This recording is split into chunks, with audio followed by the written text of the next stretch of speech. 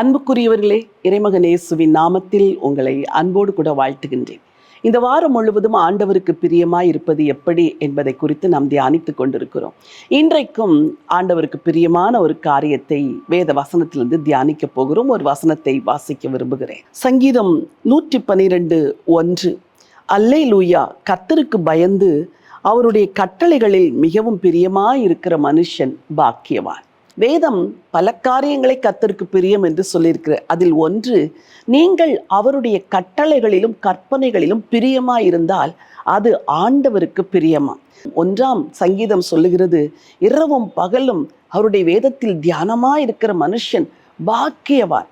என் அன்புக்குரியவர்களே, ஆண்டவருடைய வார்த்தையை கனம் பண்ணுகிறவர்களை ஆண்டவர் பிரியமாய் நோக்குகிறார்.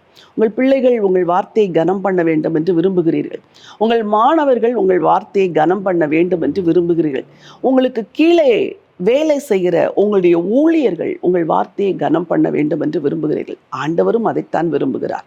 அப்படிப்பட்ட மனுஷர்களுக்கு ஆண்டவர் கொடுக்கிற ஆசீர்வாதத்தை அந்த சங்கீதத்தின் அடுத்த வசனம் சொல்லுகிறது, வாசிக்க விரும்புகிறேன். வசனம் 2.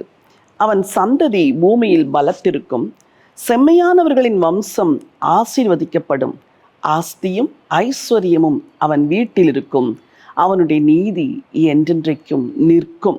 என்ன பெரிய ஆசீர்வாதம்! அவன் சந்ததி பூமியில் பலத்திருக்கும், செம்மையானவர்களின் வம்சம் ஆசீர்வதிக்கப்படும், ஆஸ்தியும் ஐஸ்வர்யமும் அவன் வீட்டில் இருக்கும், அவனுடைய நீதி என்றென்றைக்கும் நிற்கும்.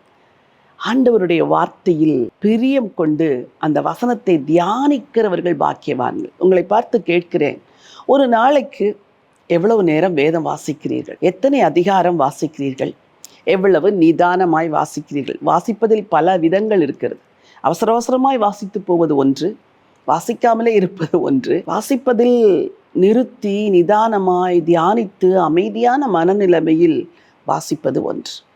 சங்கீதம் 1 சொல்கிறது, அவன் செய்வதெல்லாம் வாய்க்கும் என்று. நீங்கள் செய்வதெல்லாம் வாய்க்க வேண்டுமா? நீங்கள் ஆண்டவருடைய வேதத்தை இன்றிலிருந்து தியானிக்க துவங்குங்கள். படிப்பில் ஆசீர்வாதம் இல்லை, தொழிலில் ஆசீர்வாதம் இல்லை, வியாபாரத்தில் ஆசீர்வாதம் இல்லை, குடும்பத்தில் ஆசீர்வாதம் இல்லை என்று கதறுகிறீர்களா? குடும்பமாய் உட்கார்ந்து வேதத்தை தியானியுங்கள். தனித்தனியே உட்கார்ந்து வேதத்தை தியானியுங்கள். அவருடைய கட்டளைகளில் நீங்கள் பிரியமாயிருந்தால் உங்களை மிகுந்த ஆசீர்வாதம் உள்ள ஒரு மனுஷியாய் தேவன் மாற்றுவார். பரலோகத்தின் தேவனே, நல்ல ஆண்டவரே, உம்முடைய வேதத்தில் பிரியமாயிருந்து இரவும் பகலும் அதில் தியானமாயிருக்கிற மனுஷன் பாக்கியவான் என்று நாங்கள் வேதத்திலே படிக்கிறோமே. அவன் சந்ததி பூமியில் பலத்திருக்கும், செம்மையானவருடைய வம்சம் ஆசீர்வதிக்கப்படும், ஆஸ்தியும் ஐஸ்வர்யமும் அவன் வீட்டில் இருக்கும், அவன் நீதி என்றென்றைக்கும் இருக்கும் என்று சொன்னீங்களே. இந்த ஆசீர்வாதத்தை உம்முடைய பிள்ளைகளுடைய சிரசின் மேல் கர்த்தர் இன்றைக்கு தரும்படியா ஜெபிக்கிறேன் அப்பா. உம்முடைய வசனத்தில் பிரியமாயிருந்து உமக்கு பிரியமானதை செய்ய உங்கள் பிள்ளைகளுக்கு கற்றுத்தாங்கப்பா. உம்முடைய கரம் கூட இருக்கட்டும். இந்த வாரம் முழுவதும் உமக்கு பிரியமானதை செய்ய தியானித்தோம். தொடர்ந்து வருகிற நாட்களிலும் உமக்கு பிரியமாய் நடக்க உடைய பிள்ளைகளுக்கு உதவி செய்வீராக. எல்லா துதிகன மகிமையும் உங்களுக்கு ஏறெடுக்கிறேன். ராஜாதி ராஜா இயேசு கிறிஸ்துவின் நாமத்தில் ஜெபிக்கிறேன் நல்ல பிதாவே, ஆமென். பிரியமானவர்களே, இந்த வார்த்தை உங்களுக்கு ஆசீர்வாதமாய் இருந்தது என்று ஆண்டவருக்குள் நம்புகிறேன். இந்த வார்த்தையை கேட்கிற நீங்கள் மற்றவர்களுக்கும் இதை பகிர்ந்து கொள்ளுங்கள். இந்த யூடியூப் சேனலுடைய லிங்கை காப்பி செய்து பிறருக்கு அனுப்புங்கள்.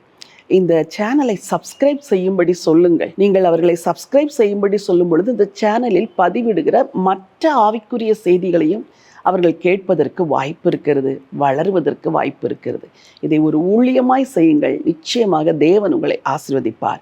கர்த்தருடைய கிருபை உங்களோடு கூட இருக்கட்டும். இந்த நாளெல்லாம் கர்த்தர் உங்களை நடத்துவார். இந்த நாள் ஒரு வெற்றியின் நாள். God bless you.